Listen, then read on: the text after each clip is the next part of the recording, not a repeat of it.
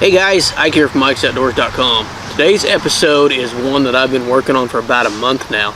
This one is one that I put more work and more effort into than just about any other review that I've done, because this product is so advanced and such it's like a computer for your bow. So there's a lot of study and a lot of in-depth look that I took into this product. Today we're going to do a review on the Garmin Xero A1I. Okay, so you can see I have the Garmin Xero A1I mounted to my bow right here. And what this is this mounts up just like a regular sight. And what this sight is a range-finding compensating sight. It has a rangefinder built into it, and it has a pin in here, an LED, that will light up according to what yardage you're at. So this is a really advanced, really cool sight. It does a lot of other really cool things. So the first thing we're going to do here is we're going to run down the specs on this thing. We're going to show you a little bit about what this is, but we're going to run down the specs on this thing. It looks big, but it's not that heavy. It's got mostly plastic on this housing here. Everything here from the sight bracket out to where it adjusts to the housing is aluminum, but your bracket and your sight housing here actually is a plastic. Now I'm sure this is a tougher plastic than just a normal plastic, but it is a big sight, but it's not really that heavy. This is a 3.9 inch by 3.1 inch by 3.8 inch sight. The display size on this thing is 1 inch wide, 0.42 inches high, and I'm not sure how deep it is, but it's got a really reflective on there. It's probably 3 inches deep, something like that. So this has a display type on here. This is a sunlight visible transflective, I almost said transparent, transflective memory in pixel display type. I don't know what that means. So it does show up great in the sunlight, shows up great in the shade, and I have no issues with seeing this thing as far as the display goes. The display is fantastic. The overall weight on this is 14.7 ounces, so you're getting up there close to that pound, but really, for me at least, this is not any heavier than any other sights that I look at. And that's one of the things I was worried about when I seen it, because of the size. But compared to the sights that I generally use, which are Trophy Ridge React, this is about the same weight, maybe even just a touch lighter overall, because the Trophy Ridge React, some of those are very heavy sights. So overall, this is only 14.7 pounds, and I'm not sure if that includes the battery weight or not, but it's not that heavy a sight. It's not as heavy as what it looks like it was going to be. Batteries on this takes 2 AAA batteries. They recommend lithium on these, and they say that it'll last for 1 year. I have had 0 issues with battery on this, and I actually went off and left it on for hours and hours at a time on purpose to simulate a hunting scenario. I left it on for 3 or 4 hours at a time, turned it off. 3 or 4 hours at a time, turned it off, and did that multiple times and have no issues with the battery life on here as well. That comes back to one of the things I don't like to do. Is I don't like to have one of my hunts, have a hunt rely on a battery. So I always would carry extra batteries with me if I was going to use this sight. I don't want to get out to the woods and find out that the batteries are dead in this thing. So that's one of the things that you're going to want to kind of take into account. Keep extra batteries for you on here. Water rating on this is IPX7. Interface is USB. IPX7 is a really good water rating. This is going to stand up to just about anything you're going to face out and hunting, unless you go swimming with it. If you go swimming with it, there's a chance that it's gonna get some water in there and it's going to ruin it. So the overall, I've shot it in the rain a few times and had no issues with it as far as it wanting to malfunction in the rain or do anything like that. Now the pins on this thing are very unique and very cool. This has LED pins in here, and like I said, this is a rangefinder sight, and we'll talk about all that later on, but this has 2 pins in here, or 2 different colors that you can pick from. This has a red pin or a green pin, and I really like the red pin, especially for right now for turkey hunting. It's turkey hunting season, you know, it's spring, everything's green. I like the red. I love a red pin. And the pin size on this is what I really like as well. The pin diameter goes from 0.007 inch and larger for red, and 0.009 inch and larger for green. And this gets really big, and it gets really bright. So in those low light situations where you do want a really big, really bright sight, say if something for targeting or something like that, there's a situation, it's really nice to be able to get it big, but it's really nice to be able to fine tune the size and color of that sight. I really like that. So for further away, I can make it really small, because as you get further from an animal, you know, the animal gets smaller, so I don't have to be stuck with a 0.029 pin. I can actually go down to the 0.007 at that point, and I got a super tiny pin that I can see really well, and I still can see the vitals and exactly where I'm aiming at on the animal. So I love the versatility of the pins on this thing and the ability to actually change those things up. Now, like we said, this is a rangefinder. It has a built-in rangefinder. You basically just push this trigger right here, and it will range what you're pointing this at. You can do it at just by holding the bow out, or you can do it at full draw, either one. And what this is going to do is it's going to set, once you set this thing up, setting it up is extremely easy. It's going to range whatever you are pointing at, and then it's going to adjust the pin to the appropriate yardage and elevation, as for elevation if you're shooting out of a tree stand, for that target. So it's going to fine tune all those little shots for you and make it that much where you're not doing any kind of guesswork. You don't have to know the yardage, you don't have to know anything if you set this thing up correctly. And setting it up was actually really easy, so we'll talk about that a little later on. Range, it's 100 yards to game and 300 yards to a reflective target. I don't know exactly what they mean by a reflective target, but I have actually used this on my 3D deer, and ranging 3D deer sometimes can be a challenge. And I use this strictly with my 3D deer, and I got out, actually got out across our road here and was just ranging it, and people were looking at me weird, and I got out to 100 yards and had zero issues with ranging my 3D target. So I couldn't get much further than that. I was actually, we live on a pretty busy street here in town, and I was actually across the street ranging my target into my shop. People were looking at me kind of weird, so I did not get out to 300 yards to try to do a reflective target. Now, operating range on this as far as temperature goes, -4 degrees Fahrenheit to 140 degrees Fahrenheit. So to 140 degrees, you're probably not out hunting. -4 degrees Fahrenheit, some of you guys up north, some of you guys up in Canada, I don't know if you hunting that kind of stuff or not, but I know you get temperatures like that up there. Even here in Missouri, we are gonna get pretty close to that. I've hunted in single-digit temperatures before, and I've hunted in with -degree wind chills. It's been few and far between. You guys up north may run into that being an issue a little bit more than what we're going to run into that in the Midwest. But the -4 degrees Fahrenheit, if it's that cold, I'm probably not going to be hunting out anyway. I just wanted to make that a note, because I know some of you guys are going to be out in that -4. You're going to be out there no matter what. So -4 is the lowest temperature that this thing will operate in according to their website. Glass lens coating, target side is an anti-reflective, water repellent, and easy to clean. Archery side is 20% reflective, water repellent, and easy to clean. It is pretty easy to clean. You're going to want to make sure you use something that's approved to clean this, a lens cloth or something like that. You're not going to want to, you know, pick up a shop towel and clean it with a shop towel, because it's a lens. It's just like your scope or something like that on your camera. You're going to want to make sure that you're not going to be scratching this thing up. Light projection. No visible light is ever projected toward the target. So there is no beam that comes out of this thing. So if you have a state that's regulations, and I think most states do, say for archery that you cannot have anything that projects like a red dot, or not a red dot sight, but a laser sight like you would use on a pistol, this does not have anything that projects out to it.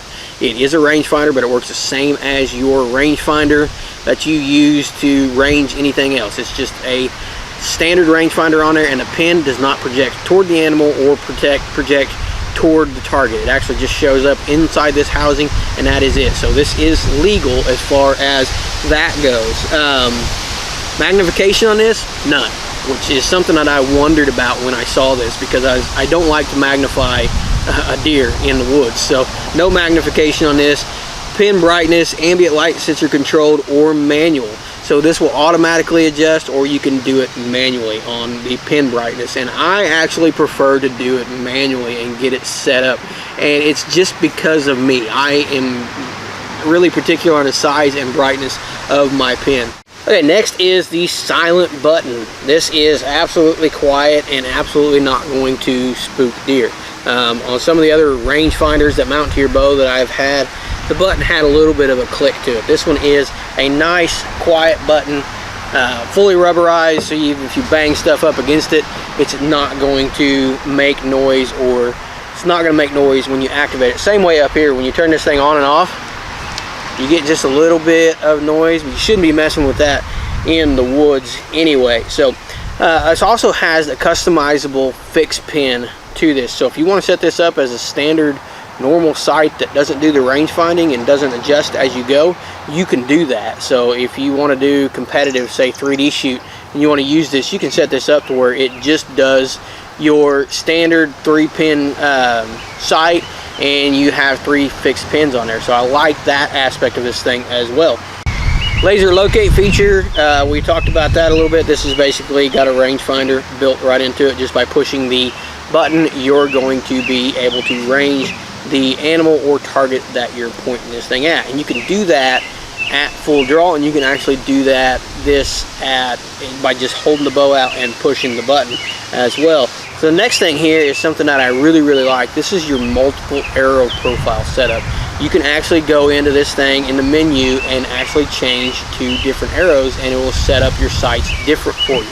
So if you're a guy like me who likes to use different arrows for different animals, it's easy to swap from one arrow to the next by just changing to the next arrow profile. I shoot a 425 grain arrow for whitetail. I love that arrow setup, and it does a good job on whitetail. But when I go to hogs, I like to shoot something in the 550 range, 550 grain total weight range. So all I have to do when I want to go hog hunting, not dog hunting, when I want to go hog hunting, is swap this over to my next arrow profile.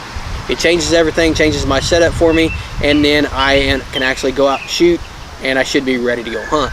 Then when I want to go back to my whitetail setup, I change it back to my other arrow profile, and I actually can go right back to shooting those other arrows and shooting with the same sight. So I really like that aspect of it. Shot dynamics. Now I'm not sure if this is the shot dynamics. I haven't actually used this feature of this thing yet, but the sights have the ability to map out where this thing is pointed at, and it's really cool aspect of it for if you're running a stabilizer, and you're like me, you run different combinations, different sizes depending on the bow. So it will actually give you the shot dynamic will actually show you where that bow or where your pin is floating around that target. So it's a really cool way of getting your bow to be as stable as possible. Shot counter, I didn't really use that either. I did find it and did mess with it a little bit, but I don't really care if I'm shooting 10 arrows or if I'm shooting 50. I just shoot to the point where where I think I've had a good day and I'm ready to call it quits.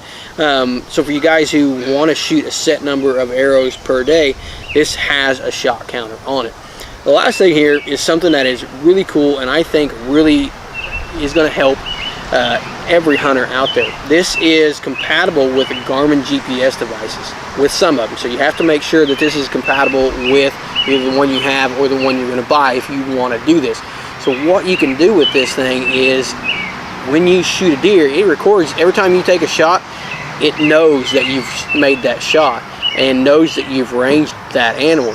So you can go back and you can go to that, and you can actually hook it up to your GPS and walk to the exact spot where you made that shot. That is key in finding a wounded animal, or even an animal that has been lethally hit. I want to find exactly where that deer was standing when it was shot. I want to see if hair is there. I want to see if the arrow is hopefully behind, has gone completely through and is sitting in the ground behind it or in a brush behind it.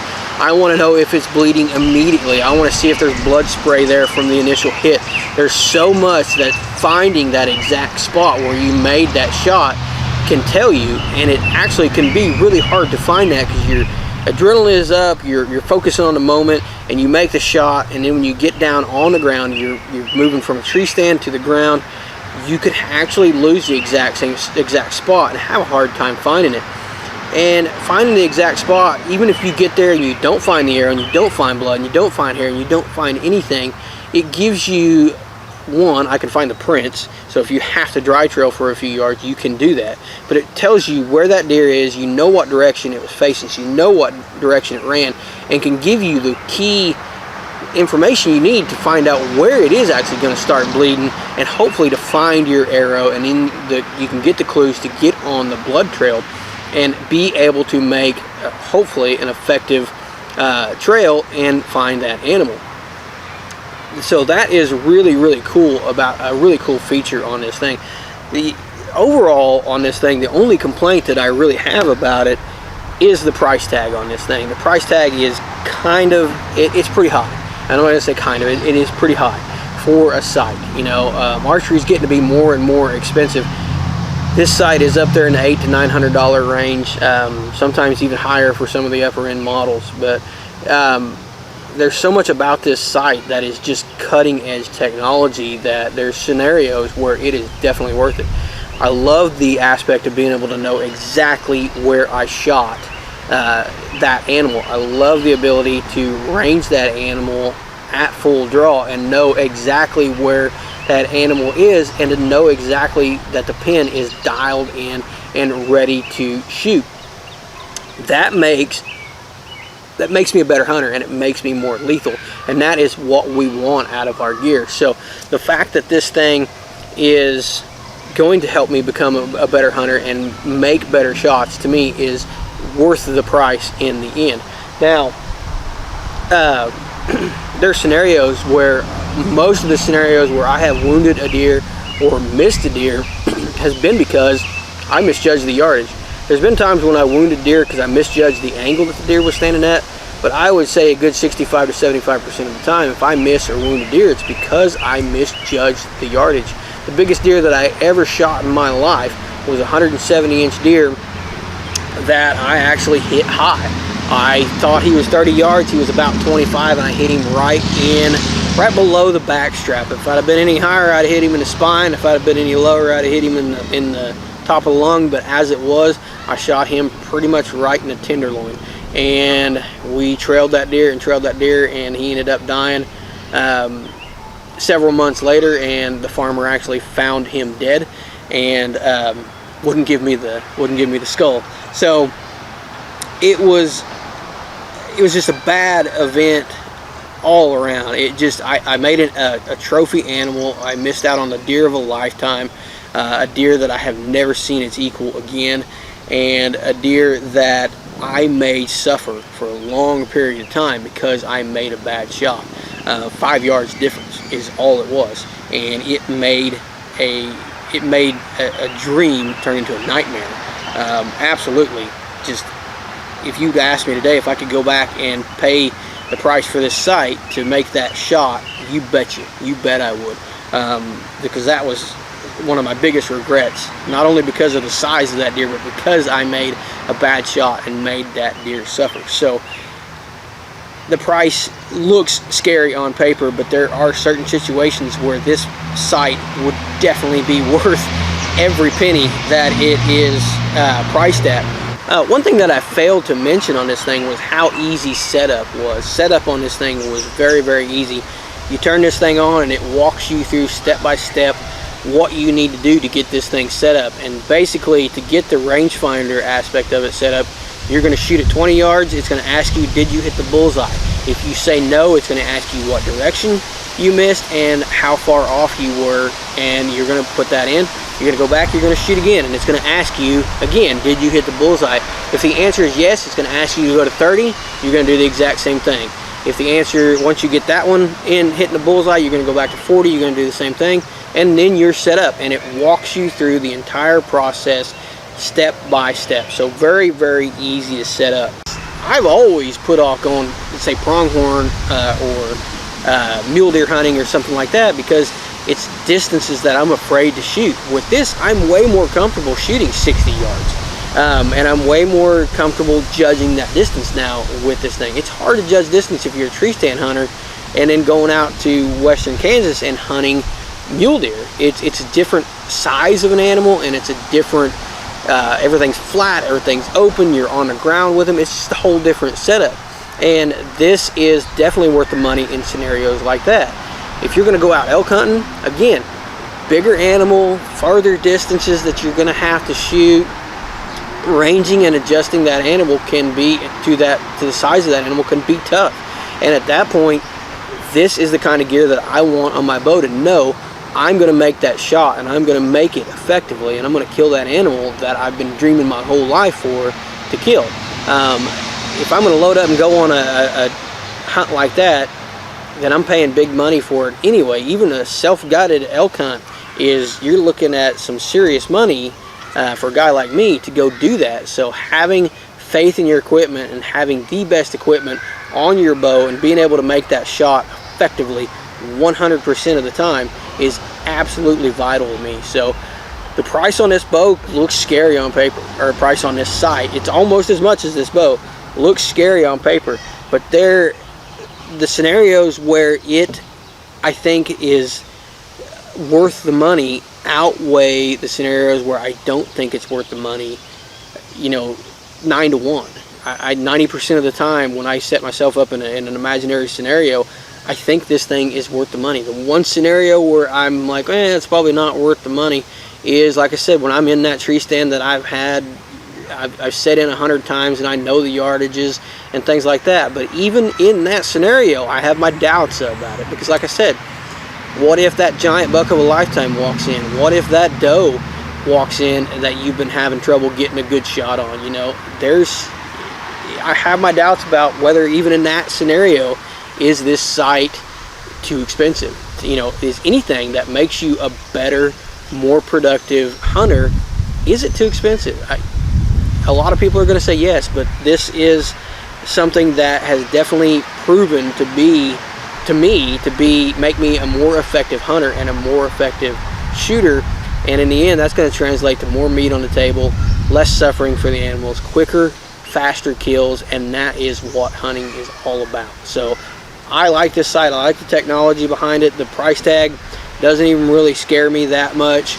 Probably would scare my wife a little bit, but doesn't scare me that much, and definitely something that I think is worth the investment and worth at least take the consideration, and at least to put yourself in the scenarios like I'm talking about and say, is it worth the money in that scenario? So this is the Garmin Xero A1I. Hopefully I've done a good job of presenting this to you guys, and hopefully I've done a good job of showing you all the features of it. This was a tough review for me because there's a lot to this bow, and there's a lot to to this site, and there's a lot to try to remember, but it is a really, really cool site and really, really effective, and absolutely makes me a better shot. So check this out. We'll put a link to it directly below, and you can check it out and decide for yourself whether it's worth that investment.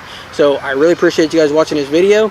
Really appreciate you guys following us on social media. If you haven't, we're there under Ike's Outdoors. We're on Facebook, Instagram, and now we're on Podbean. We're doing a podcast now as well. We're doing one of those about every 2 weeks. So be sure to look us up on Ike's Outdoors and give us a follow on those social media platforms. Appreciate you guys watching.